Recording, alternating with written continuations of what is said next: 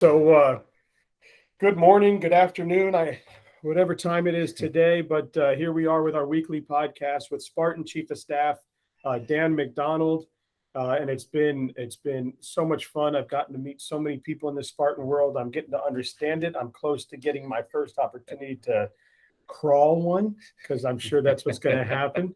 But the stuff I've been learning has been amazing. We've had all sorts of folks on here. And today we have a gentleman. His name is Tom.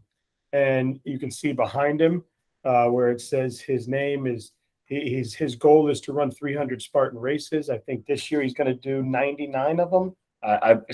Tom, we started this year at 201, right? And the goal is to have 99 times around a Spartan course by the end of the year. And I know we're going to get some pictures later and some video later that will show up in the interview. But it's not just Spartan. Tough Mudder's been done. Hurricane Heats have been done. So anything OCR in the OCR world, Tom gets himself involved in. So and you said something about a 24-hour thing. He did? So he did the world's toughest Mudder. So that's 24 hours of just lap after lap because why do just one? Let's just keep going around and around for 24 hours. So we'll talk a little bit about that with Tom as he's going through. So Tom, thanks for coming on. And Dan has just been introducing me to so many cool people in this Spartan world. I am very honored that he allowed me to jump on this weekly show. But first of all, introduce yourself to everybody. Let them know and let us know. I think how did you wake up one morning and go, you know what? That's what I want to do. I want to run or walk or crawl or however you get around 300 Spartan Tough Mudder Hurricane Heats. Yeah.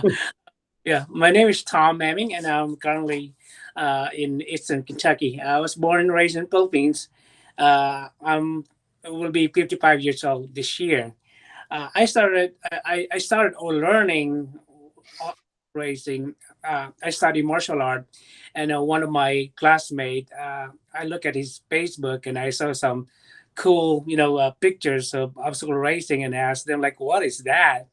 And they told me it's like a Spartan race. And that's pretty cool. I think I want to try it. I want to try that. And actually my very first Spartan race is in Ohio, October 4th, 2014, and I just did one Spartan race in that year, and then I got hooked. I got addicted, and then the following year I did 3, and then 6 and 10, and then and then last year I did 17 trifecta.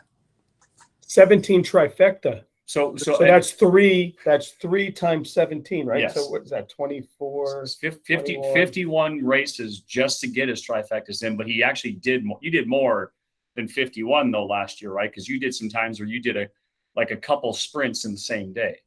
Yes, that's I did multi-laps. So what do you call that? 17 last year, and currently I have 54 trifecta.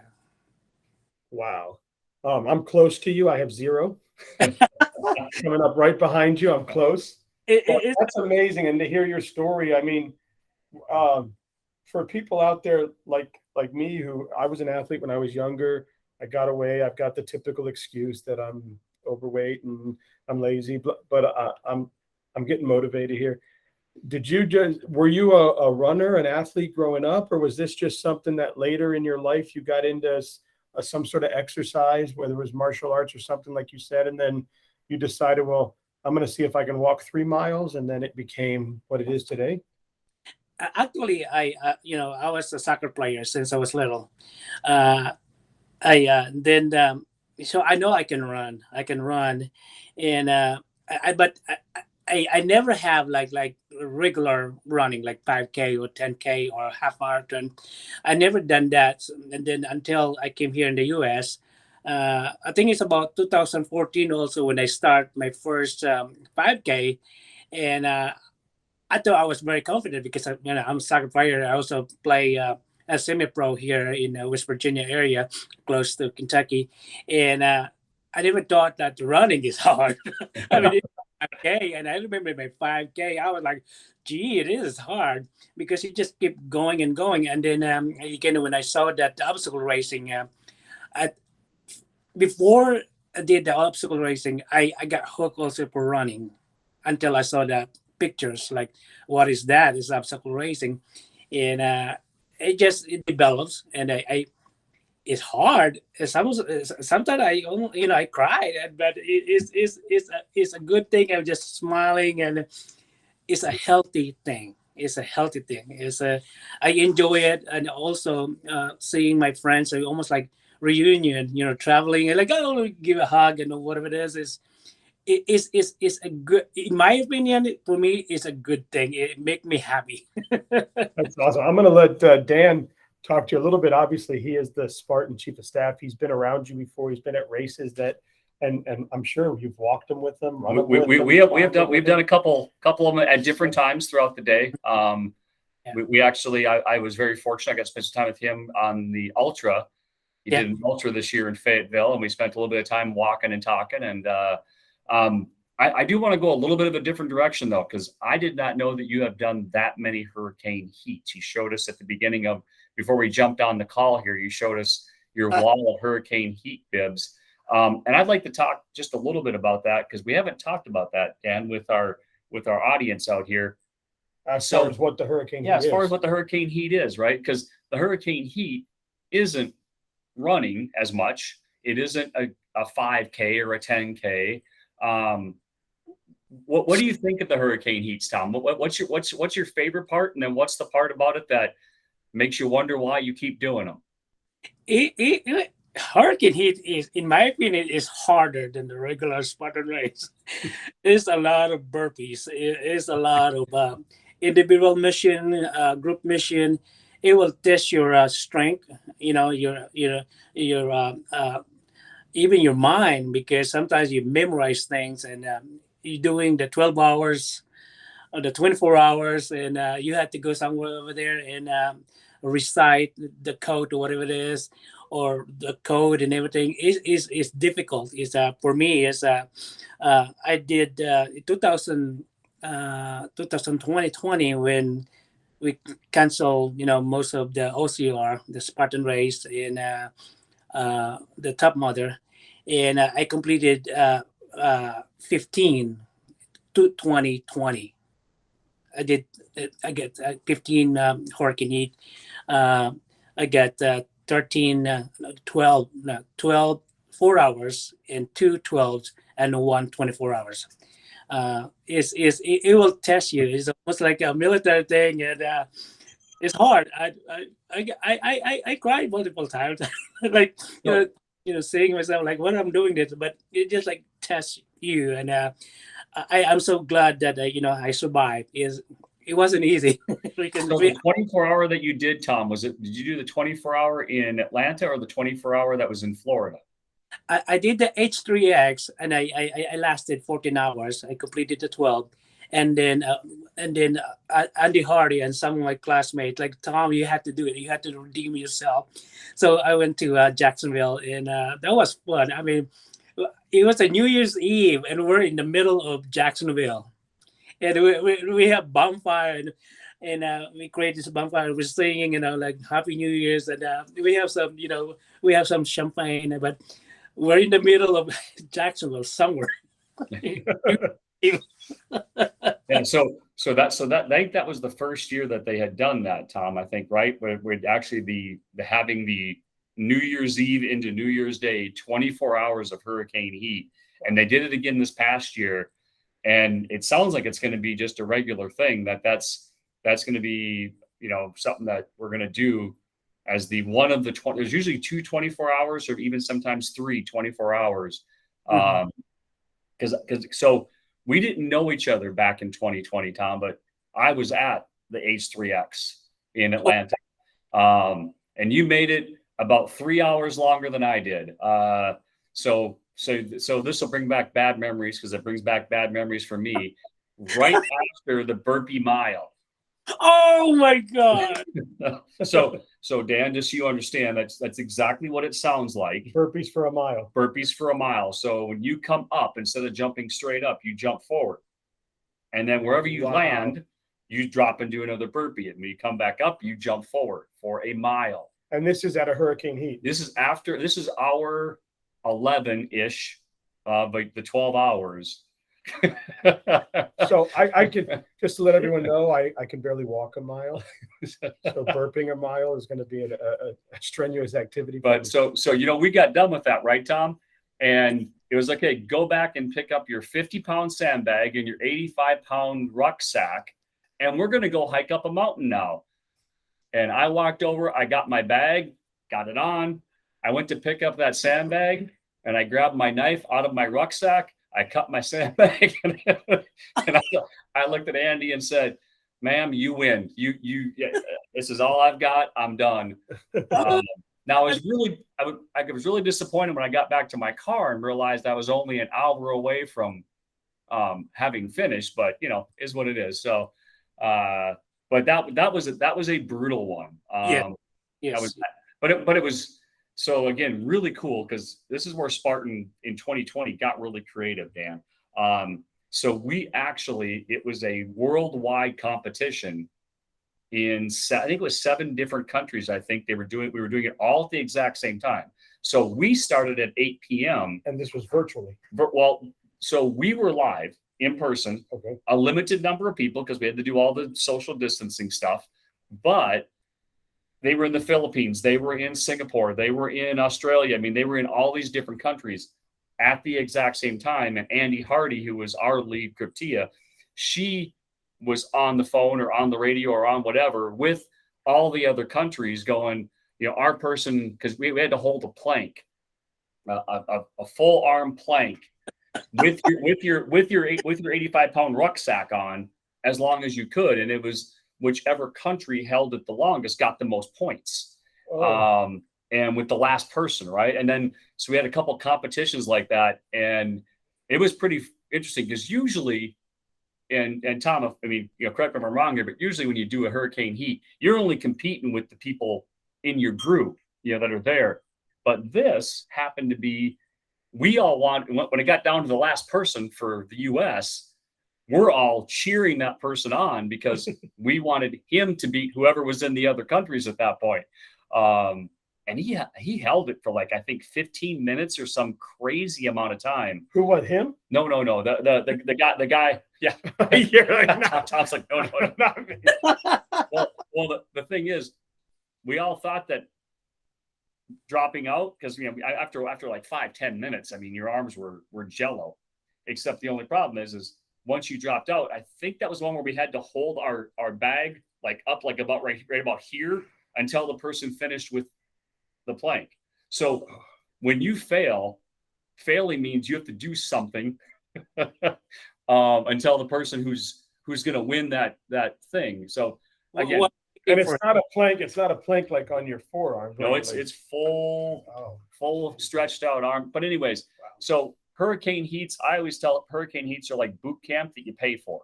Would that be a fair way of looking at hurricane heats? Yes, it's hard. It's difficult. When you were saying like you've got to recite certain things, that's almost like when you go through boot camp and they're like, "What are your general orders?" And then you're like in the middle of something, and you got my first general order, blah blah, and then like, okay, you keep going, recruit or whatever. So it sounds like you're doing the same thing. Yeah, so it's a lot of fun. It was really a way for the community, the Spartan community, to stay in contact in 2020 when things were a little crazy, a little sideways. Andy and the team and Joe got together and said, "Hey, we can do hurricane heats." And again, Tom, I remember this. Creative. They made us bring a PVC pipe that was 7 feet long. Yes. With the middle of it taped off, so you had to stand in the middle of your pipe. And your pipe couldn't touch the pipe to the person next to you, so we were 7 feet apart. And that was their way to tell the local city or the local municipality, our people are at least 6 feet apart because they have a pipe in between them. So that is 7 feet. Yeah. So that's cool. So what has been your and were you finished? No, I'm done. Sorry, Exactly. Yeah. I don't want to interrupt, but I was thinking, like, I see all the medals and all the things. Is there one place that you're like, man, that's the one spot I look forward to every year, the one Spartan race? Maybe it's, I don't know, Colorado or something. Is there that one race that you're like, man, I really like that spot? Killington, Vermont. We've heard that a lot, right? Yeah. So Killington is, and so you've done the Beast there a couple times or a few times, right? I did back-to-back Beast 2018 and 2019. And then the 2020 is pandemic.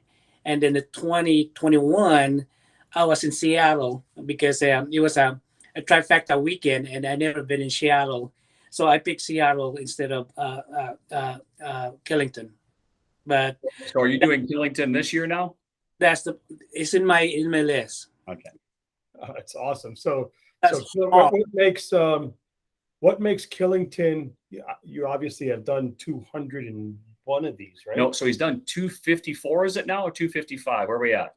253. So you've done 253 of these. So you've been most likely just about to every property that Spartan offers a race at. What makes Killington the one that you would tell people, man, if you're going to do it once, that's the place to do it at? It's the Death March. It's over a mile of just straight up. So you love it because it's got the hardest march.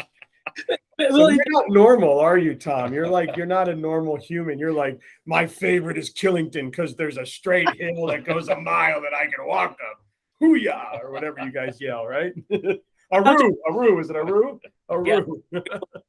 Because it's tough. And like, again, I did Big Bear last year, the very first time, and I went also in Utah last year, and those are hard. But in my opinion, I think Killington is like, if you just bragging right, like for other Spartans, like I never been in Canada yet, but I heard something about in Canada. But for the US, I think if you just bragging rights, so for example, like, oh, you did Beast, and the first question like, where, and then you say Killington is like, I bow to you because that's not. So Tom, so I heard you say you did back to back. So again, so Dan, you understand. So when he did back to back Beasts in 18 and 19, you did 2 laps, right? Or not? Saturday and Sunday. Saturday and Sunday. So he went Saturday to the Beast and then still had enough energy to come back Sunday and do the Beast again the next day. Yeah, because he's not a normal human. Right. Yeah. Yeah. So I'm going to Killington for the first time ever this year to do the Beast. Are you going to do it Saturday and Sunday? No, I am going to do it Saturday. Okay. But if Tom happens to be there, I think somehow he's going to have me convinced in that if I'm already there anyways, I'm already coming all the way from Florida, I might as well do both days. You're going to make him do both days, aren't you? You can do it, man. You can do it. You can do it. Well, that's incredible. Have you ever tried to figure out like how many miles of Spartan you've done, or how many laps of Spartan you've done, or something like where you break it down? Us in sales, we always say we break it down to the smallest, so you can sell stuff, right? Like, have you ever broke it down to like, I've been 1,563 laps around a Spartan thing like that? No, I never thought about that.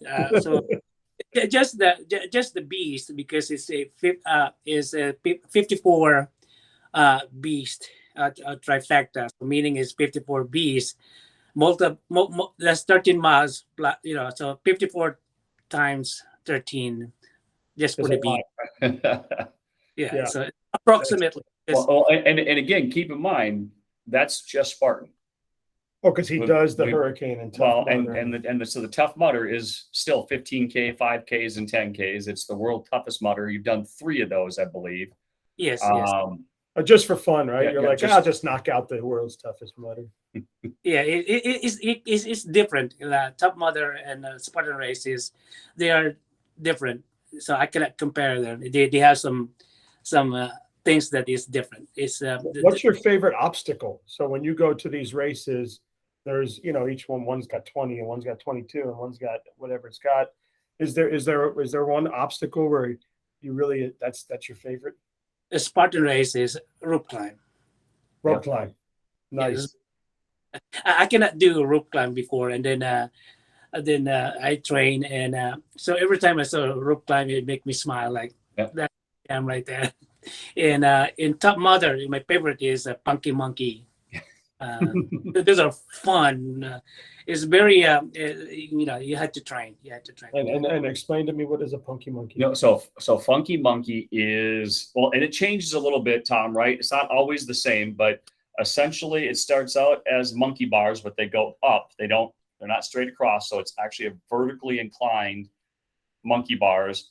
Then you grab a wheel that spins one way, and as it spins, you have to grab the next wheel that then spins this way. And as you go this way, then you have to grab another wheel that then spins this way. And as you're doing it, you grab another one that spins this way. Kind of like the ninja thing. When we look at, like, when we watch a ninja show. It's a lot like that, except usually you're muddy a little bit because you just left something. But yeah, I would agree. I would think, and I like the gauntlet. I think I'm getting that one correct. Yes. Because the gauntlet, again, is not quite the same at every event. In Jacksonville, I was actually grabbing a hold of doorknobs hanging from a 2x4 side by side. And then it was a 1x that you had to put your hands, like just your fingers could fit. So you were crawling above your head that way across it. I see like you guys have, I see them in the photos. There's like, when we used to go to the park as a kid, there would be, it was like a half circle, but it was monkey bar half circle. So you would like climb, and I see photos. You guys have like a triangle of that or something of that, where it looks like it's open, and I see people coming down opposite on their backs, on their front, and they're almost like a ladder, but it's. So that's a cargo net. Yeah, that's the cargo net, and that's, again, and the cargo net usually in Spartan finishes the race. Usually you come over the A-frame cargo net, and then it's over the fire jump, and you're there. And it's interesting, because I'm sure Tom has seen this, that that you're not going to fall off the A-frame cargo net, but if you have a fear of heights, it's pretty scary. And if that's scary, you have to go look at, is it the Mudderhorn? Am I pronouncing that right? Yeah. So that in Tough Mudder, that is 3 stories high. It's like a ladder you climb up? No, it's still a cargo net, but it is the old-fashioned real rope cargo net that is straight up 3 stories and then back down. And I've seen videos of people getting to the top and completely freezing about the fact that they can't get their leg over and they're stuck. Yeah, because falling 3 stories would not be good. But you're not. But they're really safe about it. So I mean, they're really safe. Yeah. They have you hooked, but yeah, you're not going to fall into like infinity and be gone. But yeah, it's got to be fingers crossed. But yeah, I'd imagine. I know. I'm not afraid of heights per se, but I know the feeling of when you're up on something high and you look down and you get those initial like that roller coaster feeling in your stomach. You're like, ooh, this is I'm kind of high up there, because your mind plays tricks on you, right? It's like, don't fall, Dan. And you're like, oh no. The hardest part is the transition to go over the other side, because your leg is crumping up, and you're right there like, and then you're grabbing your leg like, and then you're like 3 stories high.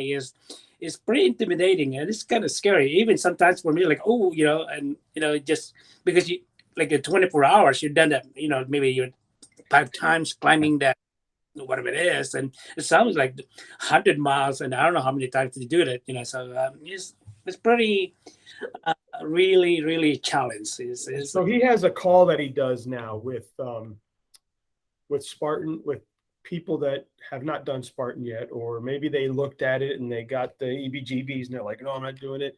What is something, and I'm one of those, right? I don't have to be on the call because I've got them right here. I can just talk to them when I want. But somebody like myself who's never done one before, what is something you would tell us to prepare for that first little, I think it's a sprint. Yep. Is the small one. What would you tell me is something that I should do to prepare for it? Should I not even prepare and go just get my butt kicked and then know what I have to do afterwards? What do you typically tell your friends who you're trying to talk into doing it with you? The first question is if I can tell them, like, can you walk 3 miles? And then they said, yeah. And then I got to tell them stories about some of my friends. Paul Latans, he's 80 years old. He's from Colorado. And he was 80 years old last year. And he was aiming for 8 trifecta and completed 10 trifecta. We got Sweeney, 76 years old from Arizona, do multiple laps, so multiple trifecta also. 76 years old, and we got I think we got Monty Montgomery from Jacksonville, I think from Florida, World War II veterans. Wow. 96 years old. Wow. And now they put it back, the wall we just started to corral, mounted for 96 years old, unassisted, climbing that wall over. And I followed him in my last lap in Palm Beach this year, and vertical cargonet by himself. Wow. No help. And I was thinking, like, because I was videoing it, and like, because he had with somebody, I said, could somebody just close to him just in case? He did it. But, so you're afraid he's going to hit the ground and turn to dust? yeah, something. I was like, this is a 96. But he makes it right over. Yeah, he doesn't do as many as Tom does in a year, but just to do one at 96, that's Monty is out there and doing it. I said, Paul, God bless him. He's looking for 45 races, I think he talked about. I think he's looking at doing this year. So the first thing is go walk a race. Even if you can't do the obstacle courses, or you can't do all the obstacles, or you can't climb a rope, or you can't do monkey bars like when you were 7 years old, the first thing is get out there, put one foot in front of the other, and just walk the 3,000, walk the 3K, right? And just experience with, what to look for, what to train. And that's always, I tell them, if you can walk 3 miles, you're good. You're good. Yep. And then I tell them about the story about there's 3 people that that's amazing. Like I have my respect, and they inspire me. I mean, Dan always talks about his son doing these races with them and how it got him out there, and he started where, like me, where I can't really do that stuff anymore, and he one step further. Now I heard him this morning talking about how proud he was of him, that he's doing obstacles that he couldn't accomplish before, and they're getting places, and he's done a trifecta now, right? Or he'll do 2 trifectas this year, and last December was his first race ever at 34 years old. He had never done one, and he was watching a video and watching Facebook posts of seeing people do their first one and talk about it. So he did his first one, and I said, and now he'll do 2 trifectas this year, including a trifecta weekend, which Tom and I both know that it doesn't matter what kind of shape you're in. A trifecta weekend where you do all 3 in one weekend, that's something. That sprint at the end of the day on Sunday, you're looking forward to that final fire, because it's been a long weekend no matter who you are. So wow, that's exciting. Man, God bless you, Tom. It's so cool to meet you. And also, then this I also told the story about the Oscar Mike group, the More Heart Than Scars. And I saw like one-legged, or just no arms, or like blind Pete, completely blind, doing this. And how could you? I was like, gee, you're completely blind. Only just one person that guide them, but can see it all. And then again, the veterans, Oscar Mike and More Heart Than Scars, and either in their wheelchair or maybe one-legged or no legs, like what do you call it, from California, what's his name, McAllister, he got no legs, doing Spartan race. Casey. There, Casey. Yep. Yeah. Yeah, and I think it's cool that I've seen, because I've been doing the podcast with Dan weekly, I've been able to go on to like Facebook and research everybody, right? And I see the pictures and the videos, and he sends me stuff. The one thing that I found really, really my favorite video, and I think I put it onto the Oscar Mike interview, was how a guy could not do the monkey bars, and they all lined up and held hands so that he could walk on their feet and do the monkey bars and accomplish and hit the bell and say, I did it. And that speaks a lot of Spartan. I think I'm guessing you see a lot of people help each other out, get through certain obstacles. Is that right? That's what we are. We help one. It is one big family. Yeah. Yes. And again, things like today with Tom coming on, we ran into each other in Fayetteville in the middle of that 34-mile ultra in Fayetteville. And I said, hey, by the way, I'd love it if I could have a conversation with you one day with Dan on the podcast to let people know what Spartan is from another racer's point of view. Because, they hear my point of view when we talk, but to hear another racer's point of view. And then, like I'm nowhere near Tom, by the way. I've done 64 Spartans. So I'm 200 short. And it's amazing though that we've seen little girls. We've met little girls. We've met their parents. We've met you. We've met the Oscar Mike guys that, yeah, some of them are cut and ripped and strong, but some of them have no legs, no arms. Some of them are big and hefty like me, or are short and hefty, but still doing it. Like, it gives you confidence to see that anybody can get out there and put their first foot forward. And I really need to keep telling myself that. And December can't come here quick enough. I almost want, I've got some things coming up in my personal life that I got to take care of, but I almost want to get back and just go to a sprint. Right? You can and walk and do something. Can do it, and there's always somebody who will help you. Just if you just ask for like help, there's always somebody will help you. Yeah, as I say, you're never alone. Even if you drive to the event by yourself, by the time you start the race, you are no longer alone. You've already met at least one or two people who will do the entire race with you, or whatever it is, or they're in the same situation you are. They've never ran one. So as we wrap this up, I think, again, Tom, thank you so much for your time. Like I said, anybody who's watching this, whether you're watching it on one of the wrestling groups or in one of the other places where it gets shared, if you have not done a Spartan race or a Tough Mudder or Hurricane Heat, or even, Spartan has a trail event. If doing the obstacle scares a person, like, well, I can't do that, and I want to make sure I'm in shape and I can walk that 5K or 3 miles, go do a trail event. We have 10-kilometer trail events that have no obstacles involved. You just get to go walk through some really beautiful countryside while you're doing it, and you'll surprise yourself, and you can sign up for the sprint right after, right? So again, I can't wait. I actually, my original plan was not to go to Sparta this year, but I know that's where you're looking to do your 300th race.